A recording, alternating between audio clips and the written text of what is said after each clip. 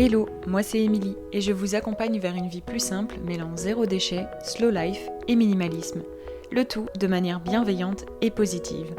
En 2016, j'ai pris un grand tournant dans ma vie en me lançant dans la réalisation de mes propres produits maison.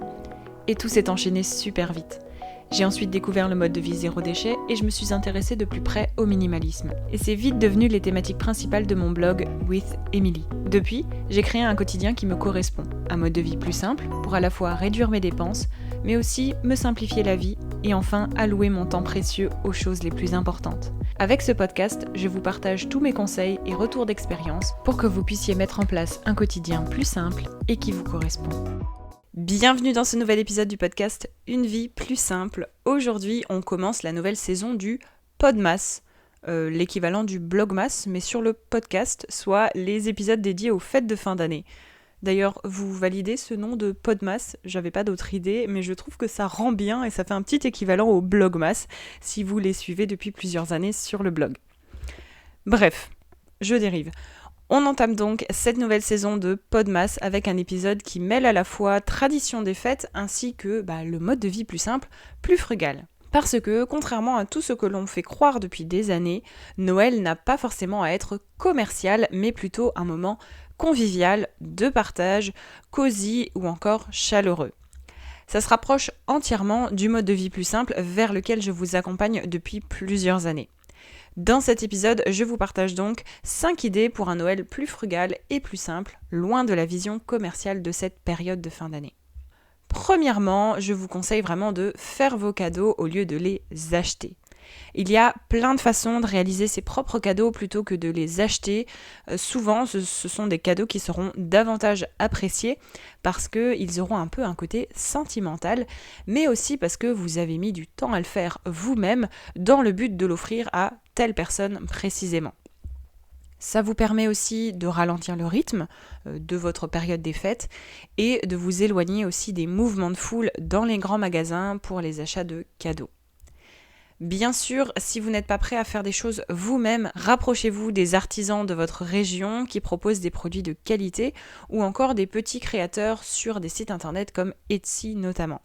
Ça vous éloigne de la surconsommation, ça permet de soutenir les artisans et petits créateurs qui font souvent des métiers en disparition et ça crée aussi une idée pour les proches autour de vous qu'on n'a pas toujours besoin d'acheter quelque chose d'une grande marque, mais plutôt des choses un peu plus personnelles, personnalisées. Deuxième idée pour un Noël plus frugal et plus simple, c'est de penser à faire de la récup pour vos emballages.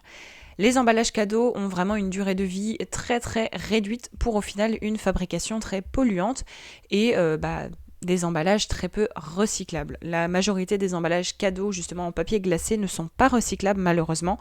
Donc pourquoi ne pas réutiliser des emballages pour vos cadeaux de cette année et les années suivantes ?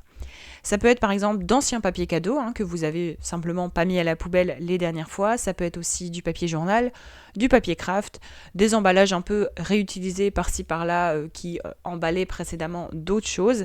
Bref, pensez aussi aux emballages réutilisables comme les furoshiki, ces tissus qui sont en fait noués d'une certaine manière. Alors c'est pas forcément très compliqué à faire, il y a un tuto d'ailleurs sur le blog. Bref, ces furoshiki qui sont donc des tissus noués pour emballer et transporter vos cadeaux.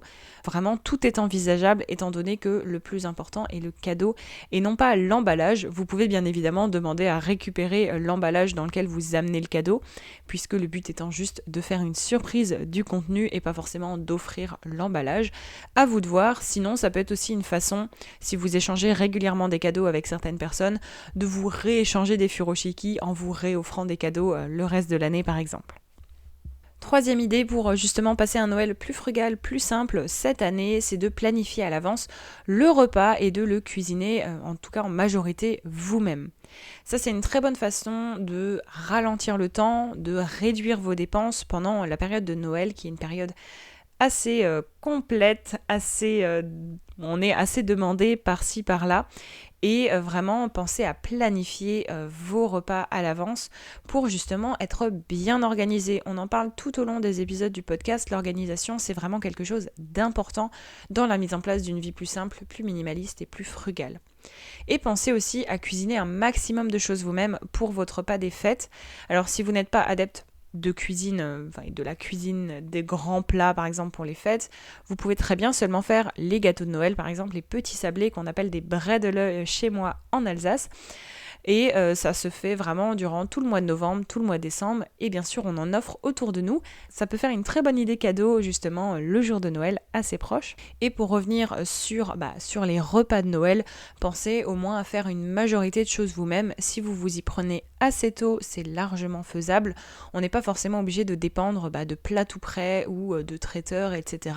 Ça peut monter très vite au niveau de la facture, alors qu'en faisant les choses vous-même, vous pouvez facilement concocter un petit repas de Noël bien sympa pour peu cher, mais qui plaira quand même à tout le monde.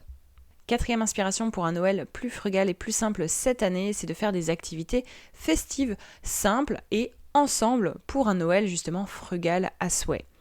Vraiment, la magie de Noël, selon moi, c'est aussi de profiter de la période, de faire des choses simples avant même les jours de Noël. Pensez donc à aller vous balader dans votre ville et les villes alentours pour profiter des décorations de Noël. Allez écouter des chorales d'enfants, chanter des chants de Noël, aller voir des contes de Noël, faire des petits gâteaux sablés justement comme on en parlait juste avant. Et aussi par exemple de faire des petits ateliers bricolage pour faire vos décorations de Noël maison. Il y a pas mal de DIY sur Pinterest, il y en a aussi quelques-uns sur le blog. Bref, faites des activités festives avant Noël, ça vous permet de vous mettre dans l'ambiance, mais ça permet aussi de vous rendre compte qu'il y a pas mal d'activités gratuites à faire au temps de Noël et que Noël ce n'est pas forcément toujours consommer. On peut largement passer un Noël frugal, un Noël plus simple, tout en profitant de la période. C'est ce que je fais depuis des années et je ne reviendrai vraiment jamais en arrière là-dessus. Dernière idée pour passer un Noël un peu plus frugal et plus simple, c'est de dépenser son temps plutôt que son argent.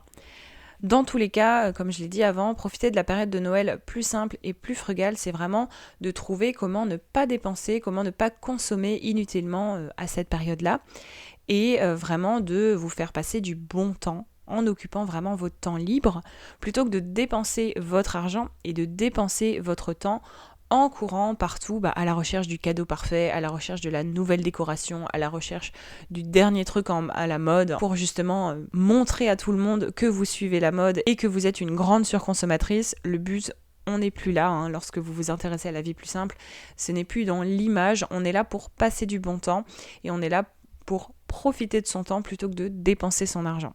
Du coup, si vous voulez vraiment offrir aussi le plus beau cadeau à Noël, pour moi, c'est vraiment de profiter du temps avec vos proches, de leur proposer des activités à faire ensemble, de passer du temps ensemble, et encore mieux, ça peut être aussi une très bonne idée cadeau, c'est de leur offrir des expériences, ou en tout cas d'investir ou de les aider dans un projet qu'ils souhaitent mettre en place, plutôt que de leur acheter un cadeau juste pour acheter un cadeau, en fait. Pensez à l'utilité du cadeau que vous allez offrir.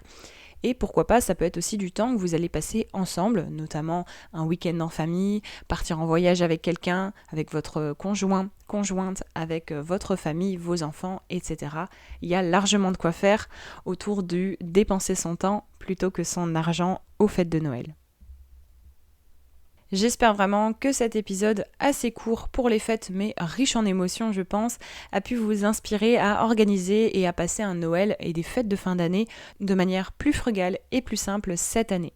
On se donne rendez-vous dans 15 jours pour un prochain épisode du podcast pour d'autres conseils autour de la vie plus simple et pour un autre épisode de Podmas, donc un autre épisode sur le thème des fêtes de fin d'année de manière plus frugale et plus simple. En attendant, n'hésitez pas à partager cet épisode autour de vous et à mettre 5 étoiles sur Apple Podcast et sur Spotify. Ça joue vraiment beaucoup pour la visibilité du podcast, ce qui permet de le faire connaître et de faire connaître la vie plus simple à d'autres personnes et de nouvelles personnes. Retrouvez aussi toutes mes ressources autour de la vie plus simple dans les notes de l'épisode, notamment mon e-book de 40 recettes de produits du quotidien, produits ménagers, produits d'hygiène, de soins et même quelques cosmétiques. Tout ça c'est dans les notes de l'épisode. Vous retrouverez également un lien vers mon programme La méthode simple qui vous accompagne dans la création et la construction de fondations solides dans votre propre vie plus simple pour être sûr de profiter de tous les avantages sur le long terme. Merci d'avoir écouté cet épisode de Une vie plus simple jusqu'à la fin. Si vous avez apprécié, n'hésitez pas à vous abonner au podcast et à le partager autour de vous. Retrouvez toutes les notes et ressources mentionnées dans l'article dédié sur withemily.com. Et si vous souhaitez rejoindre la communauté, n'hésitez pas à vous inscrire à la newsletter depuis le site internet. Et je vous dis à bientôt pour un nouvel épisode de Une vie plus simple.